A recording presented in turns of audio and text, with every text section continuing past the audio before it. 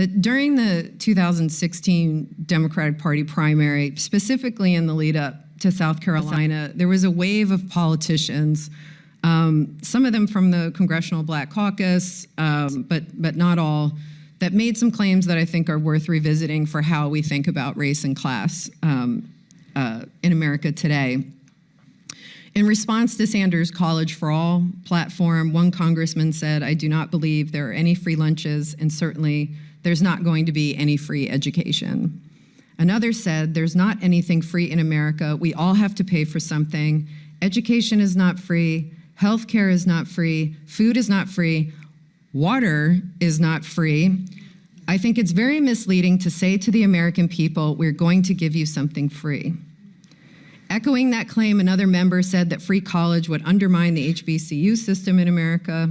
Another advised Hillary Clinton to argue against Bernie, that since immigrants in various communities of color in America are living in a state of distress, Bernie's pie-in-the-sky policies wouldn't be good for them, that Hillary was more pragmatic.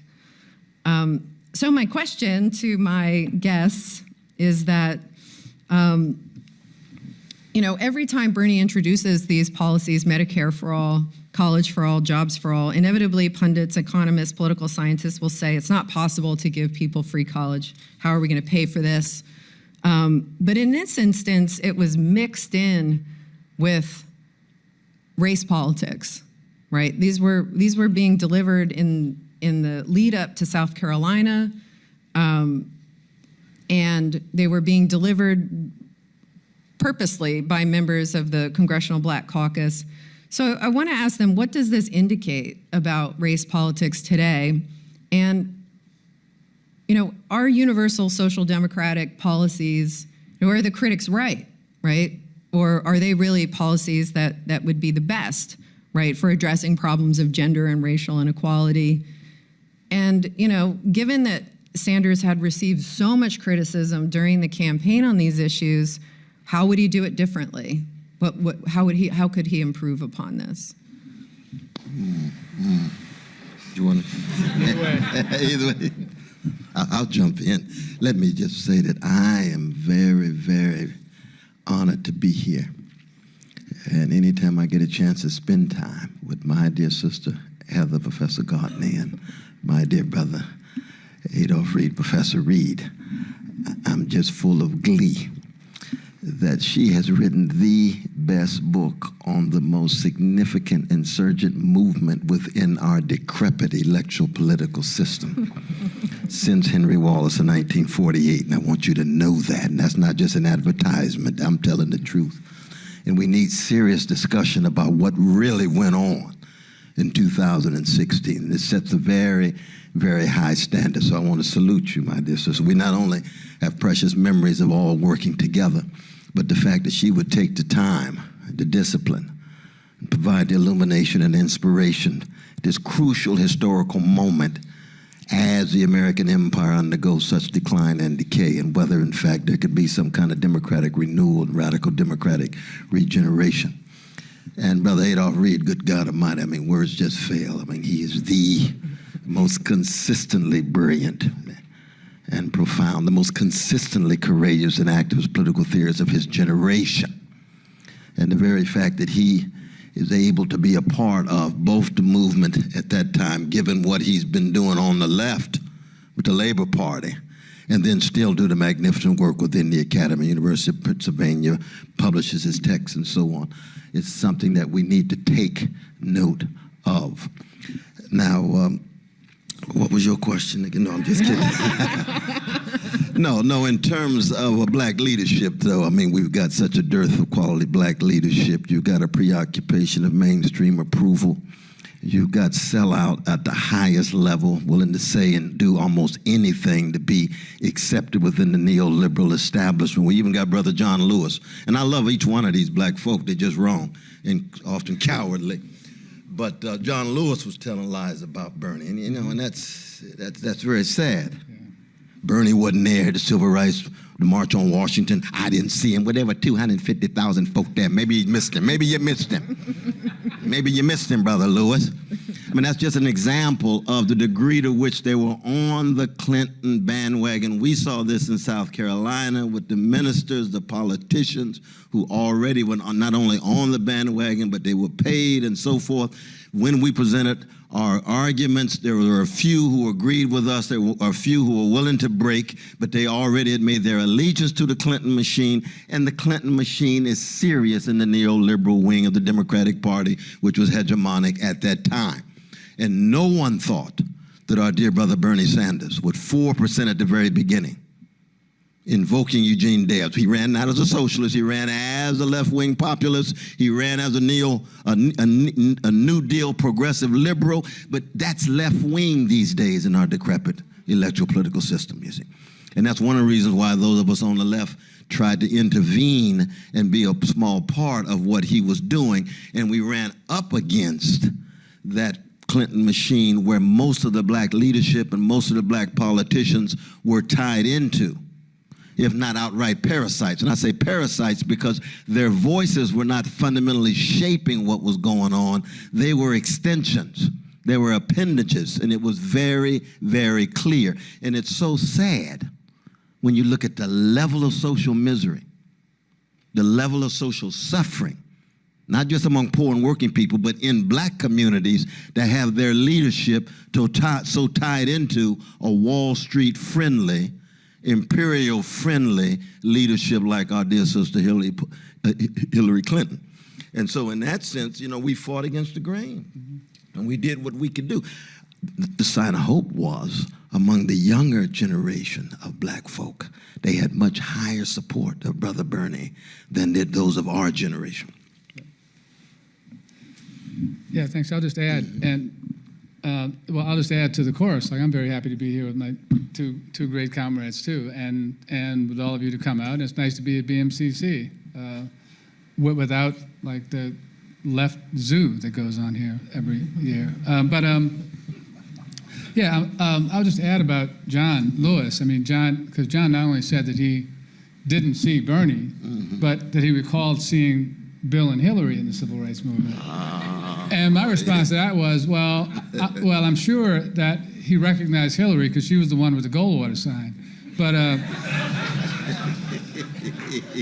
But yeah, I mean, what I think all of us were kind of shocked by the extent of the vituperation that came from the black political class towards Sanders, because it was really vicious, right, and intense. It almost brings to mind the right wing in Brazil, frankly. And it's continued, obviously, since the election, right? Even though, you know, the argument that it was irresponsible to vote for Sanders because Hillary could win, well, how'd that play out? But it's still there. And one of the features of it that I've become especially concerned with in the last few months is, I'll just take Joy-Ann Reid as one symbol, since she kind of perfectly blends you know, the neoliberal wing of the Democratic Party and the political sensibilities of the black professional and managerial class, basically.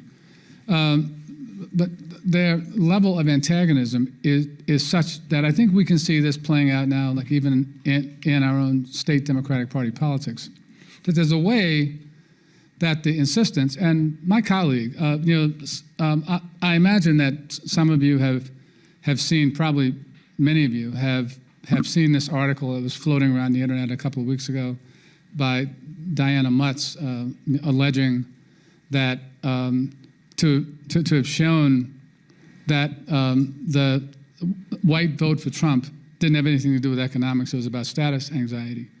And there's all over the place, right? Alternate, Truth Out, all of them, right?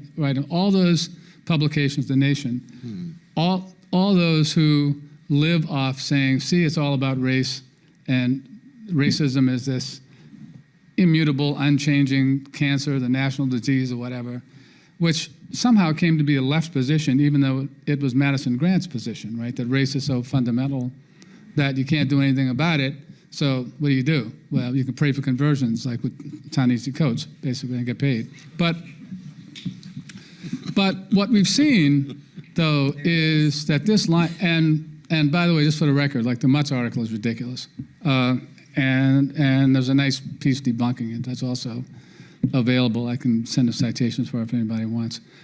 But what's disturbing about this, or maybe revealing more than disturbing, is that these two wings are sort of coming together. And there's something parallel to this going on in the women's movement, or under the label of feminism also, where a sort of race reductionism or gender reductionism warrants two things. One is automatic denunciation of anybody who voted for Trump, right? Because all they can be is racist. Now we know that between 6.5 million and 9 million people who voted for Trump had also voted for Sanders and for Obama at least once. So it's possible that there's something else that's going on there. And if it is the case, and if the contention, right, the militant seeming contention that it's all about race or sexism or homophobia or xenophobia, that all these white people are essentially committed to, well, then we're fucked, right? There's nothing we can do, right? I mean, but there's nothing for us to do except to feel really smug and self-satisfied about our own righteousness in Montgomery County, Pennsylvania, or on the Upper West Side, or any place you can think of in Brooklyn.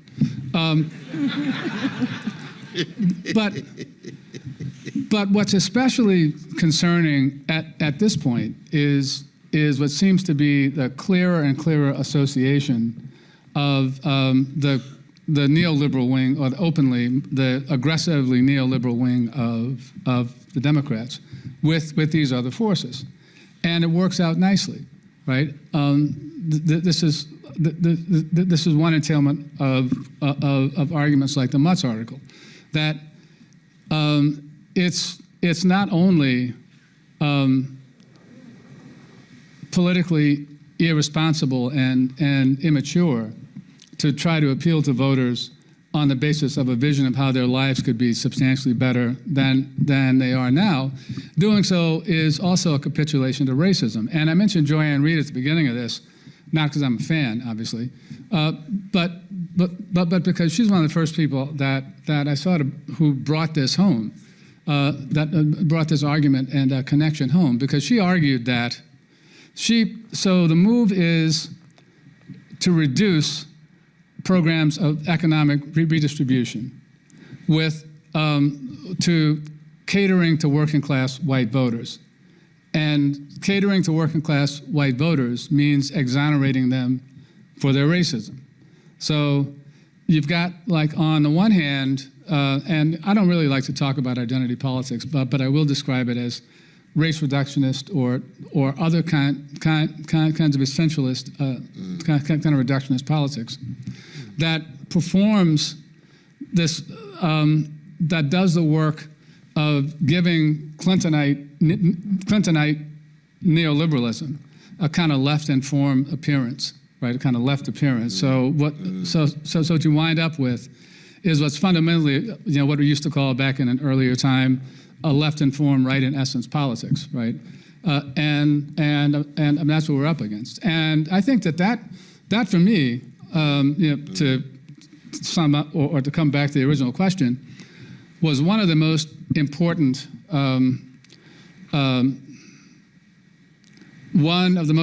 findings, like, to come out of the 2016 campaign. Mm-hmm. And obviously, I mean, that if that perspective is correct, then that has implications for how we should think about going forward with trying to build a political response and alternative to Trumpism, and we can talk about that later too. I've just been talking too much. Yeah, I would just add to that I mean, you brought up gender politics, but it really, those same dynamics were working through in 2016. Of course, the promise of a first woman president, and the kind of rallying around Clinton to realize that dream, and yet this without attention for what that represented. There was a beautiful article that Liza Featherstone wrote during the course of the campaign in support of Bernie on socialist feminism, and she compares it to the kind of lean-in feminism that Clinton represented. And of a nice quote, she said, socialist feminism assumes that redistribution is the best way to begin improving life for the vast majority of women, both materially and socially. And that was one of the things that during the campaign, when you get into conversations with people about, sure, it'd be great to have a first woman president, but what policies would be the best for women? And I was convinced, as I'm sure many people were, that raising the minimum wage to $15 would be better than $12, since 3/4 of minimum wage earners are women, right? I mean, these are there was a big disconnect there, and yet this has stakes for now, because Bernie was invited to an event sponsored by the Women's March not that long ago, and there was a big drama around it. Right? The fact that this white man was going to speak at a women's event was somehow not okay. And yet his policies, how is Medicare for all not good for women, right? That includes reproductive health.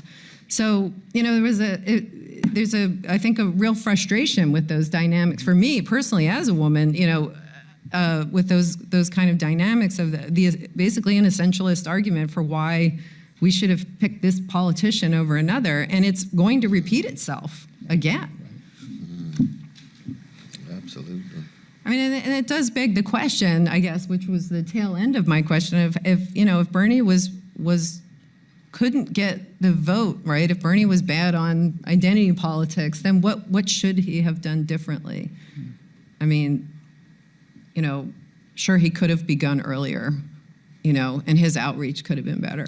And I don't think that we should in any way fetishize any individual, ascribe magical powers, and think that somehow they have messianic possibilities. No, what Brother Bernie needed was more significant, influential, effective voices around him who spoke to these respective communities to shake them from their connection to a neoliberal bourgeois form of class politics, which is hidden by fetishizing race and gender. We needed a massive team, because he couldn't do it by himself. He is a secular Jewish brother from Brooklyn, born decades ago, which means he's got strengths and he's got limitations. We used to tell him all the way on the bus, all the time, well, Brother West, now maybe with this next speech, you think I should, Bernie, be yourself, brother, and just let them know that you believe black people are human beings like everybody else. That's a revolutionary notion in white supremacist civilization. But be yourself. You don't need to be echoing somebody else. You need other voices to come along. That's what we tried to do. Right. That's right. Because we didn't agree with Bernie on every issue. Good God Almighty, no. But we knew he was a progressive brother concerned with poor and working people. He had an integrity and a moral center. How often is that the case for any politician in the American empire at any level? There's a few. So in that sense, I think it was really a question of we didn't have enough voices from the respective communities. I was working on an essay that was sparked by the Joanne Reed diatribe that actually was in an interview with Trevor Noah, when she went off about Sanders. And it just kind of threw into relief something else that I think that we perceived during the campaign, is that one of the reasons that the spokespersons, or whatever you want to call them, operatives from the black political class were so loud and so shrill and so vehement about how worth or how irresponsible Sanders was that they had a sense that his message had an appeal for black people. Right. And I'll say this too, like, this is anecdotal from the campaign, I understand, but naturally enough, many places that I went, if not most places, somebody at some point would ask a question about Sanders on why Sanders doesn't speak about black issues. And I responded to that in the same way every time, which was I just walked down the campaign platform, one issue at a time, and said, okay, so how would black people and Latinos not be the disproportionate beneficiaries of this? And what was most telling to me, and I don't think this is the case where memory has been clouded by aspiration, but I cannot recall one meeting with rank-and-file black working people when the response to my doing that wasn't, okay, well, that makes sense to me. I see what you mean. It was, so the response from blacks was class skewed. And it takes us back to the reality that what we think of as black politics, and I could, trust me, I could give you a lecture on the genesis of this ideology that would put all of us in this room to sleep. But Not me. I wouldn't be asleep. I wouldn't be asleep. but what we think of as black politics, going back to the end of World War II, or if you want to, going back to September 18th, 1895, has always been a class politics. It has never been a mass popular black politics or politics among black people, which is to say that black people have engaged in all kinds of political activity as black people, as workers, as farmers, and a lot of other stuff. But what has come to monopolize the public understanding of black politics is this interest group driven affair. Yeah. That just has us doing the neoliberal dance, right? So no questions of representation. And like this, I'll stop after this, I promise. But another threshold moment, right, was after Ronald Reagan was elected in 1980. I think 20% of the people here can recall that. Some more maybe if we take racial memory into account, right? It's kind of Jungian thing. But the black political elites assumed, or were concerned, certainly, although I should also mention that people forget that Jimmy Carter was a warm-up act for Reagan. Like, he opened the door and he paved the road for him to come in. But people thought, okay, well, we're worried, but there was reason enough to expect that he would be just like Nixon, who talked all that right-wing stuff and then got in and turned out to be the last president that people like us got anything from.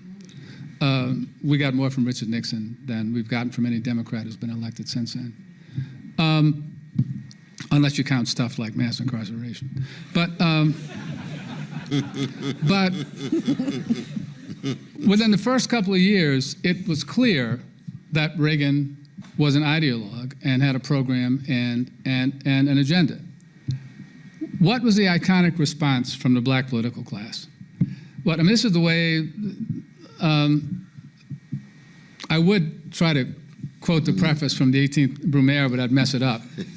But you could tell, right? And this is the way you could tell that they were fresh out of ideas with no way to respond. So what did they do? They called a March on Washington in 1983 to commemorate the fact that they'd had a damn march there 20 years earlier, right? And they have not had anything at all like an autonomous politics since then, and they don't have a real constituency, that's apart from the funders. So I would conclude this diatribe by saying that for everybody in the audience, as well as us up here, but I mean, we don't need this admonition, that when somebody starts getting in your face, mowing about how you don't understand, like you don't have a right, you don't know, who are you to speak for, et cetera, et cetera.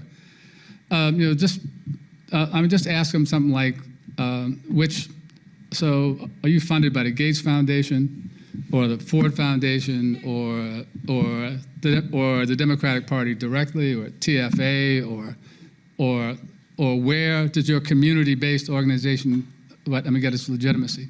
Because that's also been the same thing since the war on poverty. All right, I'm done with this diatribe. Though I wanted, and maybe others.